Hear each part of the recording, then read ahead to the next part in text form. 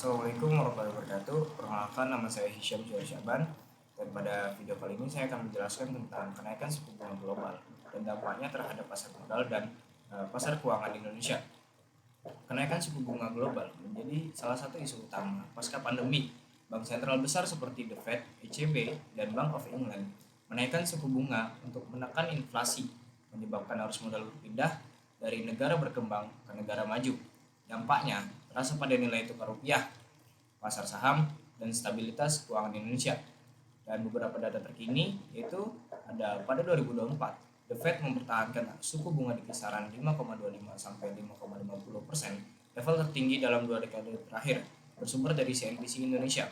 Dan yang selanjutnya ada arus modal asing keluar dari pasar keuangan Indonesia mencapai 45,7 triliun sepanjang semester 1 sampai 2024, bersumber dari katadata.co.id. Dan yang selanjutnya itu ada rupiah melemah hingga menembus 16.200 per USD pada Juli 2024 akibat penguatan dolar AS dan sentimen kenaikan suku bunga global, bersumber dari kompas.com tahun 2024.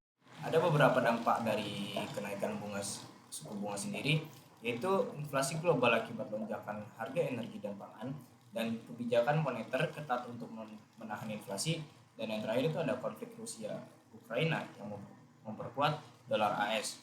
Dan dampak terhadap Indonesia yang sendiri yaitu ada capital outflow dari saham dan obligasi ke aset AS. Dan selanjutnya ada rupiah melemah karena permintaan dolar meningkat. Dan yang terakhir ada IHSG dan obligasi tertekan. Bank Indonesia menaikkan Bank Indonesia Rate ke 6,25% untuk stabilitas.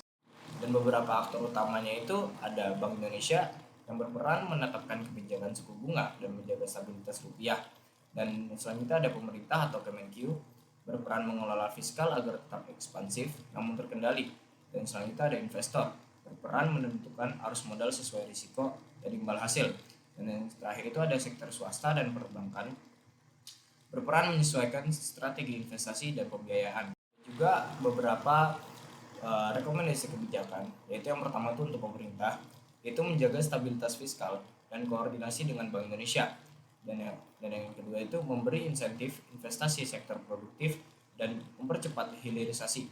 Dan untuk Bank Indonesia sendiri, yaitu menjalankan kebijakan moneter seimbang dan memperkuat komunikasi dan instrumen lindung nilai. Dan untuk pelaku pasar sendiri, yaitu diversifikasi portofolio dan kelola risiko nilai tukar. Dan yang terakhir itu ada memperkuat manajemen risiko terhadap fluktuasi nilai tukar dan suku bunga global. Dan untuk inflasi ke depannya, yaitu Indonesia perlu membangun ketahanan ekonomi jangka panjang dengan memperkuat sektor real dengan mengurangi ketergantungan pada arus modal jangka pendek. Dan yang terakhir itu ada jika suku bunga global bertahan tinggi hingga 2025, tekanan terhadap rupiah dan pasar keuangan akan berlanjut. Namun stabilitas makro dapat terjaga jika koordinasi Bank Indonesia dan pemerintah tetap solid. Mungkin cukup sekian yang bisa saya sampaikan. Kurang lebih mohon maaf. Wassalamualaikum warahmatullahi wabarakatuh.